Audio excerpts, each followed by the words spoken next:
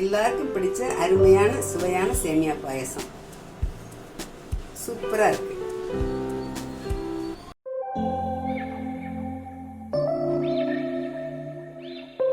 வணக்கம். நம்ம இன்னைக்கு சேமியா பாயசம் பண்ண போறோம். அதுக்கு நான் 100 கிராம் வறுத்த சேமியா எடுத்திருக்கேன். 100 கிராம் சீனி, கொஞ்சம் மில்க் மேடு, 1/2 லிட்டர் பால். இது நல்லா காய்ச்சிட்டு ஆற வச்சிருக்கேன். நல்லா ஆடை பிடிஞ்சு சூப்பரா இருக்கு. இதுல வறுத்து போடுறதுக்கு பாதாம் பருப்பு, முந்திரி பருப்பு, திராட்சை பழம் எடுத்து வச்சிருக்கேன். இது எப்படி செய்யறதுன்னு பார்க்கலாம் வாங்க. ஒரு கடாயில 2 ஸ்பூன் நெய் விட்டுருக்கேன். அது முதல்ல பருப்பெல்லாம் வறுத்து எடுத்துக்கலாம்.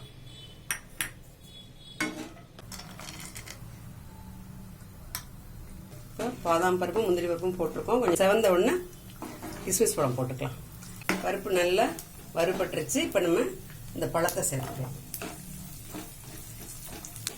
இதெல்லாம் ஆப்ஷனல் தான், உங்களுக்கு வேணுங்கிற அளவு போட்டுக்கோங்க.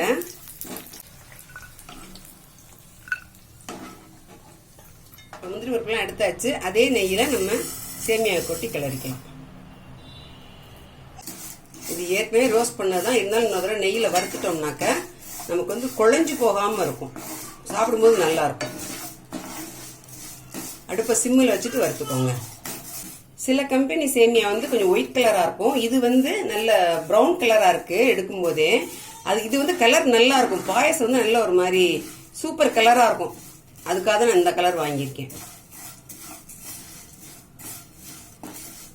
இப்ப நல்லா வறுபட்டுருச்சு. நம்ம கொஞ்சம் பால், பூரா பால் ஊத்த வேண்டாம், பாதி ஊத்தி நல்லா கொதிக்க விடுவோம், வேகட்டும். அப்புறம் மிச்ச பாலை ஊத்திக்கலாம்.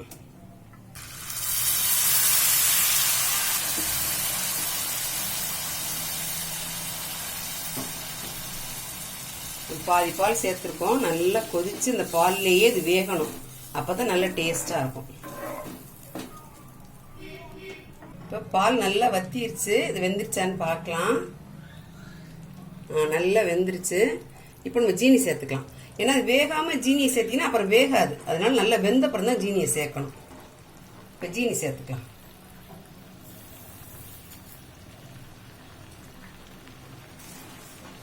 இது நல்லா கரைஞ்ச அப்புறம் மில்க் மேடை சேர்த்துக்கலாம். நம்ம அடுத்து மில்க் மேடு ஊற்றிக்கலாம். மில்க் மேடு ஊற்றினாலே நல்ல ஒரு டேஸ்ட் இருக்கும். நல்லா சுகரும் நல்லா தூக்கி கொடுக்கும். அது இப்போ மிச்ச பாலையும் இதில் சேர்த்துடலாம். நல்லா ஆடையோட இருக்கு. இதில் சேர்த்துடலாம். 100 கிராமுக்கு நான் 1/2 லிட்டர் எடுத்திருக்கேன். நீங்கள் வீட்டில் இருக்க ஆட்களை பொறுத்து 1 லிட்டர் கூட நீங்கள் எடுத்துக்கலாம். இப்போ இது பார்க்க தண்ணியா இருக்கு. கொஞ்ச நேரம் ஆக ஆக இறுகிரும். அடுப்பு அமர்த்தி இறக்கி வச்சிட்டோம்னா இறுகிரும். அப்ப சரியா இருக்கும் சாப்பிடறதுக்கு. இப்ப நல்லா கொதி வரட்டும். இப்ப நல்லா தளதளன்னு கொதிச்சிருச்சு. 2 நிமிஷம் கொதிக்கட்டும். நம்ம அந்த வறுத்து வச்ச முந்திரி பருப்புலாம் சேர்த்துட்டு அடுப்பு ஆஃப் பண்ணிடலாம். எப்படி நல்லா கிரீமியா இருக்கு பார்த்தீங்களா? அந்த ஆடையோட ஊத்துனதுனால பார்க்கவே சூப்பரா இருக்கு. நல்ல ஸ்மெல்லு சூப்பரா, நல்லா கெட்டி ஆயிடுச்சு. போதும், இந்த அளவுல இறக்கிடலாம். இந்த சமயத்துல ஏலக்காய் போட்டா சூப்பரா இருக்கும். எங்க வீட்டுல யாருக்குமே ஏலக்காய் ஸ்மெல் பிடிக்காதுங்கிறதுனால நான் போடல. இது போட்டாதான் ரொம்ப பாயசமே ஒரு சூப்பரா இருக்கும். இப்ப நம்ம இந்த வறுத்து வச்ச பருப்பெல்லாம் சேர்த்துடலாம்.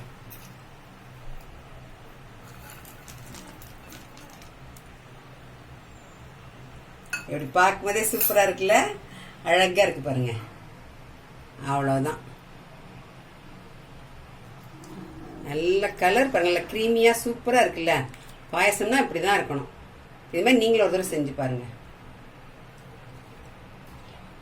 ஓகே, இப்போ அடுப்பு அமர்த்திடலாம். நம்ம ஒரு கொதி விட்டுட்டு அடுப்பு அமர்த்தியாச்சு. இப்போ ஒரு பவுலுக்கு மாற்றி, இப்போ நல்லா தண்ணியா தான் இருக்கு. ஆனா நேரம் ஆக ஆக என்ன ஆகுனா கெட்டி ஆயிரும். அப்படி ஒருவேளை கெட்டி ஆயிடுச்சுன்னா நீங்க ஒரு டம்ளர் பாலை சூடு பண்ணிட்டு இதுல ஊத்திக்கலாம். இப்படியே சூடாக பரிமாறலாம். இல்லைன்னா ஃப்ரிட்ஜில் வச்சுட்டு நல்லா ஜில்லுன்னு சாப்பிட்டீங்கன்னா சூப்பரா இருக்கும். குட்டீஸ் எல்லாம் ஜில்லுன்னு குடித்தீங்கன்னா விரும்பி சாப்பிடுவாங்க. நல்ல சூப்பரான அருமையான பாயசம், சேமியா பாயசம் ரெடி ஆயிடுச்சு. நீங்களும் இது மாதிரி செஞ்சு பாருங்க. பிடிச்சதா லைக் பண்ணி கமெண்ட் பண்ணுங்க. தேங்க்யூ.